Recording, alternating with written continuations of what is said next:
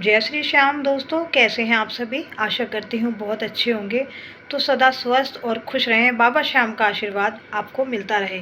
तो आज बहुत ही आसान में उपाय बताने वाली हूँ। अगर आप खाटू श्याम जाते हैं और वहाँ पे बाबा श्याम की ये 3 चीज़ें आपको अगर मिल जाती हैं तो आप बहुत ही ज़्यादा भाग्यशाली हो जाएंगे, क्योंकि इससे आपको बाबा श्याम का आशीर्वाद मिलेगा। अगर आपके घर में कोई परेशानी है, कोई प्रॉब्लम चल रही है, या आपको जो है आपकी मनोकामना पूरी नहीं हो रही है, तो बाबा श्याम की कृपा से आपकी सारी कमियां जो है पूरी हो जाएंगी। बस आपको क्या करना है, बस बाबा पे आपको विश्वास और भरोसा रखना है। ये जो चीज़ें मैं बताने जा रही हूँ ये बहुत ही ज़्यादा आपको संभाल कर रखनी है, और ये जो आशीर्वाद स्वरूप आपको जो चीज़ें मिलेंगी वो आपको बाबा के यहाँ से किस्मत से अगर मिल जाती हैं तो आपको लाना है और अपने पास बहुत ही सहेज के रखना है, क्योंकि ये बाबा का आशीर्वाद है और ये किस्मत वाले लोगों को ही मिलती है, सबको ये नहीं मिलती है। तो एक बार ज़ोर से जयकारा लगाएं, जय श्री श्याम। तो क्या करना है आपने, अगर आप खाटू श्याम बाबा के मंदिर जाते हैं और वहाँ पे किस्मत से सब लोग जो है फूल माला चढ़ाते हैं, तो वहाँ पे क्या करना है आपने, अगर आपके हाथ में गलती से या वहाँ के जो पंडित जी हैं फूल माला वगैरह देते हैं, अगर आपके घर में अगर आपके हाथ में फूल माला देते हैं तो आपने वो फूल माला लेनी है। मगर अगर फूल माला के पीछे कभी कभी क्या होता है, सब लोग जो है जब फूल माला बढ़ती है तो सब लोग छीना झपटी करने लगते हैं, तो आपने छीना झपटी नहीं करना है। अगर आपके हाथ में माला आती है तो आप ले लीजिएगा, मगर किसी से आपको छीननी नहीं है। या वहाँ के पंडित जी अगर आपको दे देते हैं प्यार से तो आप ज़रूर ले सकते हैं और ले लीजिएगा। उस माला को लाके आपने अपने गले में नहीं डालना है, क्योंकि काफ़ी लोग क्या करते हैं कि बाबा की जो माला मिलती है वो अपने गले में डाल देते हैं या बच्चों के गले में डाल देते हैं, तो वो माला को आपने अपने गले में नहीं डालना है। छोटे बच्चे अगर हैं तो कोई बात नहीं, वो तो भगवान का स्वरूप होते हैं, मगर आपने अपने गले में नहीं डालना है, क्योंकि इससे क्या होता है, बाबा का अपमान होता है। तो आपने क्या करनी है, वो माला ले लेनी है, और माला को लाने के बाद आपने अपने घर में उस माला को रख देना है। मंदिर के पास रख दीजिए, या बच्चे आपके पढ़ने में कमज़ोर हैं या तो वहाँ उनकी किताब में रख दीजिए। तो उससे क्या है, आपके बच्चों को जो है धीरे धीरे जो है बच्चे का जो दिमाग है वो काम करने लगेगा, क्योंकि बाबा श्याम की कृपा से अच्छों अच्छों की बुद्धि खुल जाती है। तो बस वही है, अगर वो फूल माला का जो फूल है वो अपने बच्चे की किताब में रख दीजिए। इससे क्या है, बच्चे को धीरे धीरे जो है आपको बच्चा जो है बदलता हुआ नज़र आएगा। तो ये माला को बहुत संभाल के रखनी है। अगर माला फूल जो उसके फूल हैं वो सूख जाते हैं तो आपने उसको फेंकना नहीं है। आपने क्या करना है, अगर वो सूख जाते हैं तो उनको किसी गमले में, पेड़ पौधे में आपको डाल देना है, इधर उधर नहीं फेंकना है। अब बात करते हैं बाबा के जो है दूसरा चीज़ जो आपको मिले तो बहुत ही अत्यंत भाग्यशाली होती है, वो है इत्र। वहाँ पे अगर आपको इत्र मिल जाता है, बाबा श्याम के यहाँ जब इत्र चढ़ाते हैं तो पंडित जी सब जो है सामानों को बांट देते हैं, या वहाँ पे आपको इत्र ले लेना है और इत्र लाना है। इत्र लाके आपको मत्था टेकना है, और इत्र को लाने के बाद आप वहाँ से जो है आप अपने घर ले आइए, और ला के आपको क्या करना है, मंदिर में रख देना है। वहाँ पे आप डेली जो है जैसे बाबा जी से प्रार्थना करते हैं वैसे ही आपने रोज़ बाबा जी की पूजा करनी है, प्रार्थना करनी है।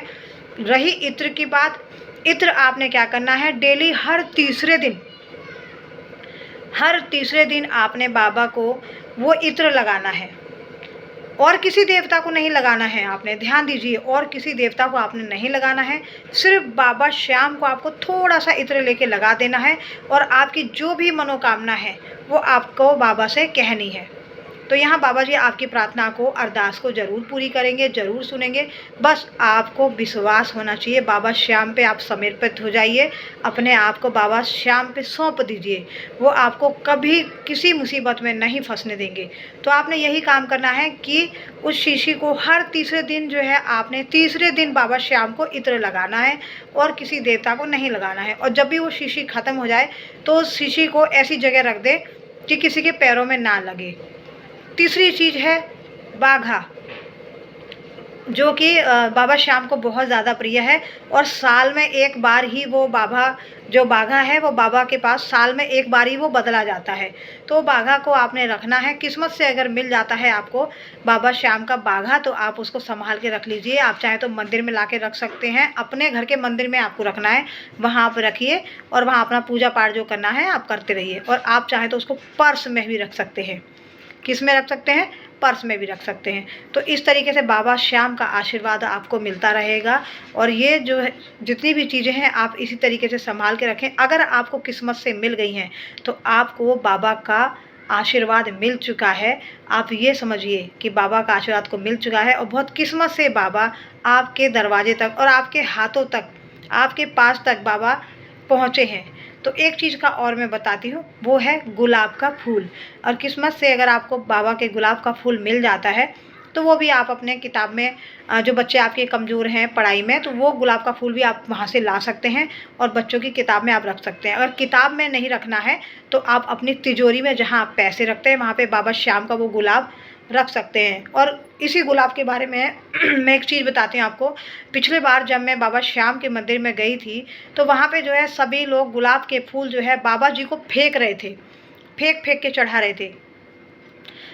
तो दोस्तों आप ऐसी गलती कभी मत कीजिएगा, कभी मत कीजिएगा। अगर आपको बाबा श्याम के गुलाब के फूल मिलते हैं बाबा को चढ़ाने के लिए, अगर आपको वहाँ पे चढ़ाने का मौका मिलता है या वहाँ पे बॉक्स लगे हैं वहाँ पे आप चढ़ा दीजिए। अगर आपको चढ़ाने का मौका नहीं मिलता है बाबा श्याम के चरणों में तो आपने गुलाब का फूल फेंक के नहीं मारना है, क्योंकि इससे बाबा श्याम का अपमान होता है। आपने देखा होगा कि वहाँ जगह जगह बोर्ड भी लगे रहते हैं कि बाबा श्याम को गुलाब के फूल फेंक कर ना मारें, इससे बाबा का अपमान होता है। फिर भी बहुत लोग गुलाब के फूल जो है ज़बरदस्ती जो बाबा के ऊपर फेंक रहे थे।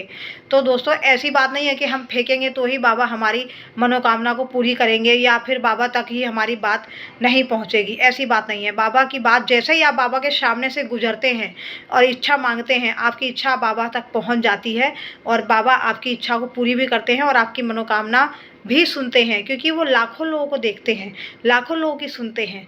तो इसलिए आप ये वहम ना पालें कि मेरा गुलाब का फूल वहाँ नहीं जाएगा तो बाबा मेरी नहीं सुनेंगे। नहीं, बिल्कुल सुनेंगे। तो आपने वही करना है। बाबा श्याम को चढ़ाने का मौका मिलता है गुलाब का फूल तो आप चढ़ा सकते हैं, वरना आप अगर घर पे लाना चाहें तो आप मंदिर से ही बाबा श्याम को जो है, जो गुलाब का फूल है, आपने बाबा के दर्शन कर लिए और गुलाब का फूल आप घर भी ला सकते हैं।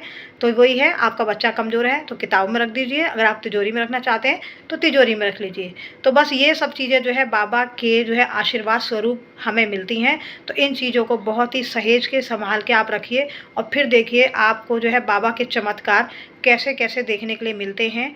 और आपके साथ ऐसी ऐसी जो है चमत्कार होंगे कि आपको लगेगा, आपको खुद ही लगेगा कि मेरे घर में कुछ ना कुछ बदलाव आ रहा है, कुछ नए नए ऐसे कार्य हो रहे हैं और आपके सारे रुके हुए काम आपके धीरे धीरे बनने लगेंगे। तो ये उपाय है और ये बहुत ही आपको किस्मत से मिलते हैं। तो आप बहुत ही बाबा का आशीर्वाद को मिल चुका है।